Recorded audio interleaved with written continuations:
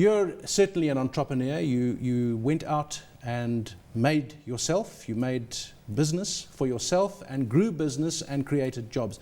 Before we talk about the situation in South Africa, which we know is difficult, let's talk about your own story and how you started out. David, I was privileged when I was 22 years of age to really go into business. At the time in the South African landscape, as you're aware, as black entrepreneurs, the environment was totally against us, actually illegal for one to really go into business. But because I did not really have the work experience, I did not have the educational qualifications that I thought I would really gain during my youth, which unfortunately for political reasons I was unable to complete my education. What year was that, just so we can put it in context? I went to university in 1979, and 1980 the university was closed down and we were asked to go back home, and that became the end of my educational dream, and ended up in the townships with no experience, with no education, with legislative framework which were saying as black business you're not allowed to operate. But I decided with or without this framework I'm going to try, and fortunate enough things actually worked for me. So this was the high noon of apartheid, and it's difficult to imagine it now, but there was a Group Areas Act. There were all the social apartheid measures. Actually the one which is actually quite painful for me in particular was the pass laws, because I think our movements were totally restricted. Actually born and brought up in Hammanskraal, next to the Hammanskraal Police Training College, where they used to train these black policemen all over the country to once obviously they qualify, they go all over the country to go and harass black men and women for pass offenses. And I happened to have been born and brought up around that area. So all these policemen, as they were trained, we were used as guinea pigs for them as part of their training programs.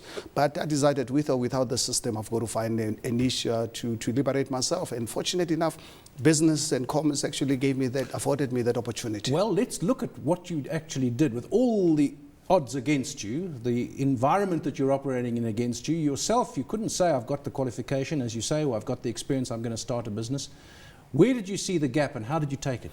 Well, I think what happened is, obviously I started first, worked for a salary for 30 months where I managed to really buy myself a vehicle. And then 2 months after buying a car, that's when I went on as a salesman, selling glasses, linen, crockery, fire detection systems. And in the process, I sold hair care products for one company here in Johannesburg on a commission basis. And it took me 19 months to find a niche for me to really start my own, because I did not obviously trust my employers that as a black employee that would get rid of me anytime at their own will, and I was not prepared to really waste my life. So I decided, let me actually take a chance and start my own manufacturing business. And I was fortunate enough and brave enough at the same time. I had the courage to approach my white colleague who was a production manager to join me, because he knew I could really sell and he could produce the products, and also working as an employee. And I think for us as black and white businesses, actually we proved during the real days of apartheid that I think black and white, if we committed as South Africans, we can do things and actually create a miracle. And actually that's what we did back in 1984. So even then, and of course state of emergency time as well. I mean, you were going around with products in the boot of your car. With roadblocks, every township you were selling at. Turmoil, I'm sure you're aware what used to happen in 1984, 1985. I mean, P.W. Botha was at his madness, to creating havoc in the townships. But fortunate enough, I think there was a spirit of entrepreneurship in the communities. There was a willingness for people to actually take personal responsibility for their lives. And I think that's really what happened, and which is really quite unfortunate that I don't really see that spirit prevailing today in the New South Africa. Let's get on to the New South Africa in a moment, but what I'm interested in also is that there were a lot of people who didn't give up in the sense of the odds of apartheid plus the state of emergency, but they went into exile. They went into a revolutionary mode. They broke things and threw things, and I'm not saying that they shouldn't have, but that was the route that they took. Make the township ungovernable. But you didn't take that. I actually tried. I was just really quite unfortunate that I did not really have the right context to get me out of the country. The reason why I did not go to varsity 2 months after the university was closed down, we were called back and got to really sign that we're not going to participate in political activity. So I actually focused on trying to really leave the country illegally, to go and actually go here and get the necessary training. Unfortunately, probably being born in Hammanskraal never had the context to get me out. And then the process obviously really waiting for someone to take you out. The business was the option that I decided upon. Now, the name that you're associated with, one of them is Black Like Me. That's right. There must have come a point when you realized that now you're going to make this. It's going to be a success. You've got enough to keep you going. What were the things you learnt in those early years that have stood you in good fact, stead? I think, my business career, I was extremely fortunate that I started the business with 30,000 rands loan, which I managed to really pay back in 7 months. I had 3 years to repay it, and I paid it back in 7 months. I think one was actually fortunate. I got into an industry where I'd worked for 7 months, for 19 months. So by the time I went into this business, I actually understood it, and I had customers all over Southern Africa, Botswana, Lesotho, Venda, all over the country. By the time I went into the Black Like Me situation, and I brought in one of the colleagues from this other business as a salesperson. So we had 2 strong sales guys who had the experience. So overnight, we really had the success. That's the reason why in 7 months managed to really repay the loan. In a matter of 5 years, managed to really build my own factory, using my own resources, because those days, as a black entrepreneur, there was no way you could even approach the bank. The banks were just the place to go and put your money. They took your money, they didn't give you anything. Yeah, no. But the thing is, I think the reason for our success was for us to really take personal responsibility, because we had no one to depend on. Just give us the context now before we talk about the present situation on entrepreneurship.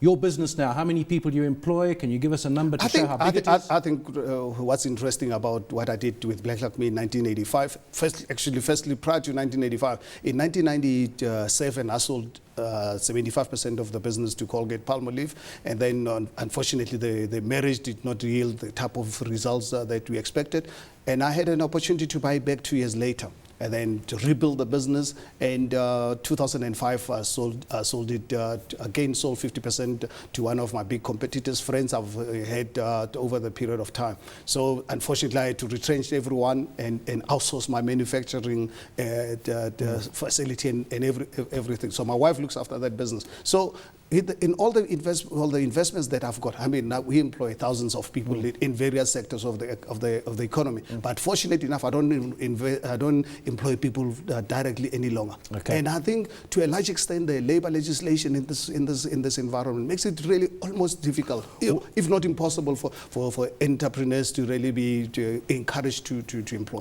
Yes, we have to employ it at some stage, but at the end of the day, you do it for the right reasons. But we're not really incentivized as a country to really take initiative to employ people, which is really quite unfortunate, because the people who are affected by this are our own families, our own friends, our own neighbors, our own patriots, our own South Africans. So I think for me, there's a reason why I feel we really need to do something about this legislative framework.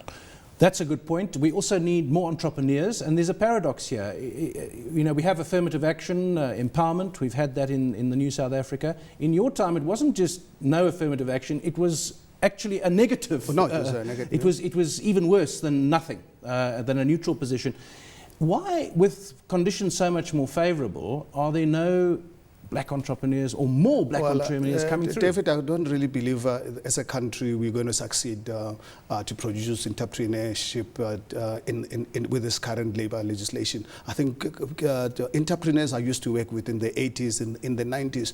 Unfortunately, the new legislative framework came in, totally wiped them out, because these poor guys have got to be every second day at the CCMA, where they're treated as enemies of the people and so forth. So unfortunately, I think under this current regime, I cannot really see how we're going to produce entrepreneurs. Because as entrepreneurs, how do you overnight really be a labor expert? Because if you don't really know much about labor in this country, don't even try and really employ someone, because you'll be taken to cleaners.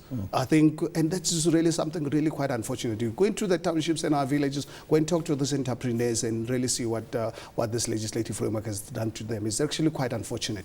And for me, what is actually quite interesting is that I understand, because I really come from that background, as to why we had to adopt this kind of legislative framework. As I indicated earlier on, I started my business because I decided I did not really trust my employer. And I've always said this so many times, that if my mother was unionized, I'm sure I would have really had a better life than what I enjoyed. But at the same time, I think we went really too far. I think because one thing that we've got to recognize as a country, 2 wrongs can never make a right. We've had 10 Perhaps to an 15. overreaction then. Yeah, absolutely. And I think we started this, we had good intentions, and I really support our people who obviously fought for this legislative framework. But 10, 15 years down the line, we can see the devastating effects of our people. What about another paradox, and that is that a lot of the bright, young, entrepreneurial types, perhaps, are being snapped up by big corporates because there's a shortage of skills, and if you've got someone... Yeah, well, that's another challenge, but the major one, the thing is that there are so many challenges in our country, like any other country in the world. But for me, the labor's legislation is the number one. We've got challenges with education. We've got challenges, yes, with shortage of black managers, because every time a guy wants to start, there's always a short supply of competent black individuals really coming into the system. But to really, for me, let's allow our people to really get employment. Let's allow entrepreneurs to employ people. We can honestly more than have this employment challenge within the next 5 to 10 years. But is government listening? I mean, you must have made this point. I've been really trying for the last 2 years. It doesn't look like we're getting anywhere. It doesn't really look like there's sensitivity to this. And I've actually failed to really understand, because I think it's in the interest of all of us as South Africans to really see our people employed. We just cannot afford a situation where our people are sitting at home drinking themselves to death. The people at the age of 30, some of them have already given up looking for work. What are we really creating? You can imagine the social implications for all of us. So I really believe and really appeal to the nations to recognize this, particularly our members of parliament, because they're the ones who are responsible for this legislative framework. We sympathize with them. They came out with this legislative framework for the right reasons. But it's 10, 15 years down the line, the consequences are there. Let's go into our communities, go and see the effects. Final question, if you were the age you were when you started your business, if you were that age now and in the same situation, would you have done the same? Probably, if under the, obviously, because at the time when I went into business, I had the apartheid legislation really against me. And I really look back at my life.